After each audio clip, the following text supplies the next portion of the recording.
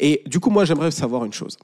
Est-ce que la cloud era, le rap SoundCloud, entre 2016 et 2018-19 pour les derniers, est-ce que c'était la pire époque du rap? Oui. Non, Exprime-toi. Je dirais pas que c'est la pire époque. Je pense que c'est l'époque où Est-ce que c'est l'une des pires époques? Pour moi, c'est l'une des pires époques. D'accord. Parce qu'on est rentré dans quelque chose où, tu sais, t'as eu beaucoup d'artistes et tu savais pas trop ce que ça voulait dire.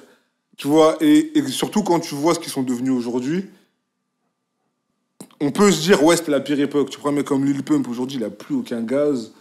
6ix9ine, c'était une poucave. Il y en a plein d'autres. Lil Xan, c'est un golemon. Bon, RIP, Triple X Tentation, mais c'est peut-être le seul que j'appréciais dans tout le truc.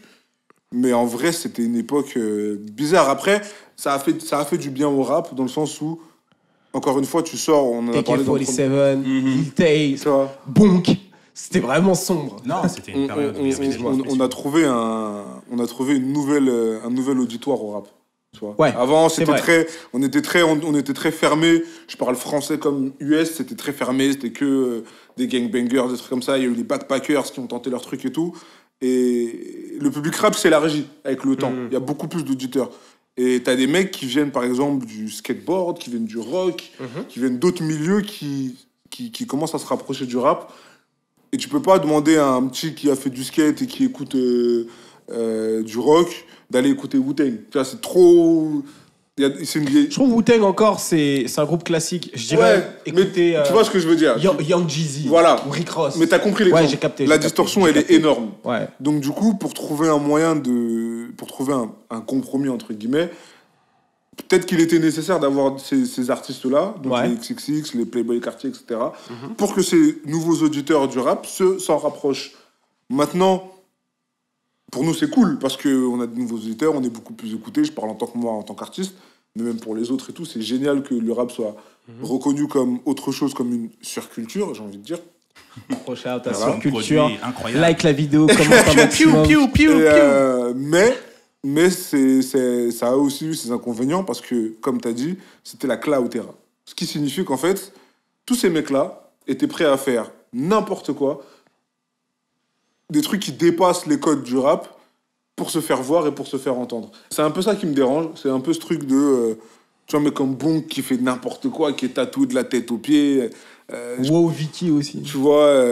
moi j'en connais plein. Hein. Même, je sais pas, une fille comme Bad Baby, pour moi, elle fait partie un peu de ce truc-là. Ah oui, totalement. Et totalement. Et pareil, un mec comme... Tu vois, et en fait, ils ont tous fait des trucs hors rap que personne n'aurait imaginé. Encore une fois, j'imaginais pas un Jeezy, tu t'imagines pas un Jeezy faire ce genre de merde, t'imagines pas, etc. Pas. Et en fait, tu te retrouves... et en fait, les gens ont capté. Les gens ont capté qui étaient ces gens-là, ils ont capté pourquoi ils étaient là. Et à un moment donné... t'es destiné à t'éteindre parce que c'est pas ta musique qui parle, c'est tes actes. Sauf que tes actes, ils sont pas en lien avec la musique. Tu vois, donc, les seules fois où j'ai entendu parler de lui, c'était quand il faisait des vidéos où je comprenais pas ce qu'il faisait. Je me disais, mais lui, c'est un artiste, pourquoi il fait ça, tu vois? Et c'est ça, en fait, pour moi, qui fait que c'est bien que cette ère se soit arrêtée. Est-ce que c'est la pire? Je dirais ouais, mais l'avantage, retenons quand même que l'avantage qu'il y a eu dans cette ère, c'est que on a eu des nouveaux auditeurs et soit tu as un nouvel auditeur qui est un peu du jeu et qui fait le travail de dire ok, je suis un néophyte, je vais aller faire un travail d'archive, je vais aller écouter ce qui s'est fait avant, je vais écouter ce qui s'est fait à gauche, à droite, etc. etc. Soit c'est pas le cas et tu restes bloqué dans ce truc de toujours écouter les gens du cloud. Et en fait, aujourd'hui, tu vas écouter plus personne ou voir pas grand-chose parce que tous ces mecs-là sont quasiment éteints en fait. Ok, voilà. Très bien. Marc? Moi, je suis un peu plus mesuré, je vais dire.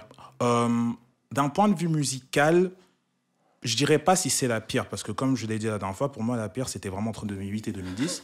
Vraiment. Et en fait, je dis ça aussi parce que j'ai l'impression que c'était une période où la direction commençait à se perdre et même où les légendes commençaient à être désacralisées d'une certaine manière, parce que c'était une période où ils sortaient, pour certains, leurs projets les moins bien reçus.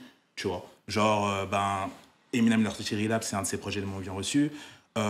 Def Autotune est sorti pendant cette période-là. Et en gros, c'est l'un des plus gros sons des boomers qui existent en réalité parce que l'autotune a suivi derrière. Donc, en fait, tu parles encore de 2008 à 2010. Ouais, mais c'est ça, tu vois. Haine contre cette période. Non, en fait, c'est juste pour mettre en perspective. Non, mais t'as raison, en vrai, mais t'as raison. Mais c'est pour mettre en perspective, en fait, où, justement, en fait, c'était une période... C'est un vrai son boomer, ce que tu veux. Mais en vrai de vrai, tu vois, c'est des mecs portaient encore des gros baguets à cette période-là, tu vois. Mais, enfin bref, tout ça pour dire que, en fait, c'était une période où je trouvais que ça manquait de perspective, où je savais... S'il n'y avait pas eu la génération 2010 qui était arrivée après, en réalité, on aurait continué à descendre et si ça se trouve, ça aurait été la fin du rap avant, tu vois. Du coup, la génération 2016-2017, ils ont redonné un certain intérêt encore, tu vois, à un autre public qui n'était pas intéressé. Il y a beaucoup de personnes qui ont commencé à écouter du rap dans cette période-là, entre 2016, 2017, 2018, parce qu'il y a eu des personnes qui les ont touchés, justement, parce qu'ils ont eu des... Déjà, ils étaient comme eux, ils étaient jeunes comme eux. Des points de vue différents. Exactement, ils avaient des points de vue différents. En fait, ils correspondaient vraiment à la génération actuelle. Ouais. En fait, la différence, par exemple, même quand tu regardes... Je sais pas, nous, on est quelle génération, si c'est Y ou Y. On est génération Y. Nous, on est entre deux. C'est-à-dire que nous, on a la capacité d'utiliser les nouveaux outils, mais on a toujours ce recul. C'est ça, la force d'Iconic d'ailleurs. Exactement, tu vois. Et la génération qui arrive avec nous, Z, c'est une génération qui est très émotive et qui sait se débrouiller toute seule pour faire les choses, tu vois. Alors que la plupart du temps, maintenant, nous, on est dans un cadre différent, mais nous, on a besoin d'un cadre, eux, pas du tout. Du coup, ils sont arrivés avec leur contenu, avec leur musique qui a touché énormément de monde et qui, à travers, en réalité, l'originalité de certains, monter le hip-hop d'une certaine manière pour le proposer à d'autres personnes.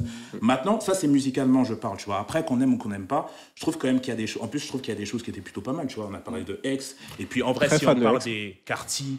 moi, par exemple, j'aime bien Playboi Carti, personnellement. Bien sûr, je le dis en plus, mais j'aime bien. Ouais, tu vois, genre, il y a des choses intéressantes qui sont arrivées. Mais il y a un truc qui dit qu'il a raison. C'est justement ce côté-là, justement, le problème de la génération Z, c'est que vu que c'est une génération très émotive, c'est des gens aussi qui ont besoin de transmettre leurs émotions directement.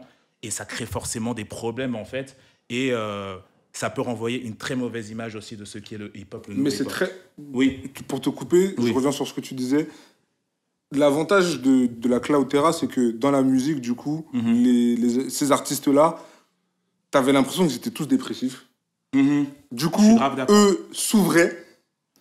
Et du coup, ça a permis au rap, aux artistes de s'ouvrir, de parler de leurs problèmes, etc., en musique ou même hors musique, d'aller faire des podcasts, des interviews, de parler de santé mentale, etc. Donc, pour ça, il y a eu un avantage. C'est-à-dire que ces artistes-là étaient très émotifs, comme tu l'as dit, et du coup, ils l'ont transmis dans leur musique. Et c'est bien parce que moi-même, en tant qu'artiste, je suis rentré dans ce truc de transmettre mes émotions dans la musique, comme plein d'autres. Je pense à un mec comme Laylo, qui aussi est un mec qui transmet ses émotions. Et ça a eu des avantages. Ouais, et c'est marrant en plus parce que ce que tu dis, ça remonte vraiment, bizarrement, à l'époque dont je parle, 2008. 808 and Heartbreak, c'est un album qui a beaucoup ouvert de chakras et c'est quelque chose qu'on n'a pas forcément, enfin que les gens n'ont pas forcément compris durant cette période-là, tu vois.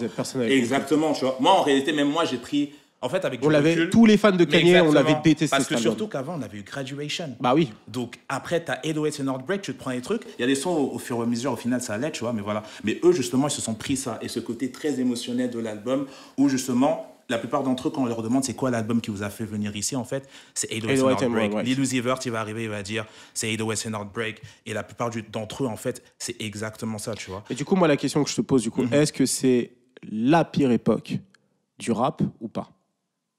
Franchement, pour moi... Non, c'est 2008, 2011. Ouais, 2008. C'est ça. Moi... Mais est-ce que c'est la seconde pire époque? Je t'écoute. Franchement,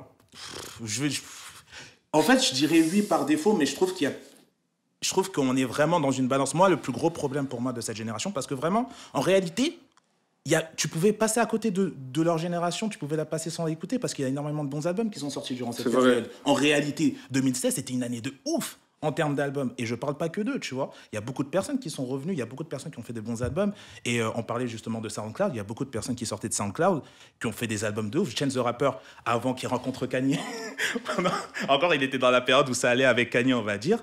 Il a sorti un album 4 Grammy et c'était une mixtape. Tu vois ce que je veux dire? Bon, si tu as apprécié ce clip du Surculture Podcast, n'oublie pas d'aller regarder la vidéo qui s'affiche en ce moment sur ton écran. C'est le podcast en entier.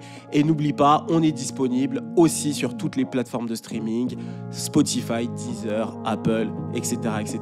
C'était Chris d'Iconic pour te servir.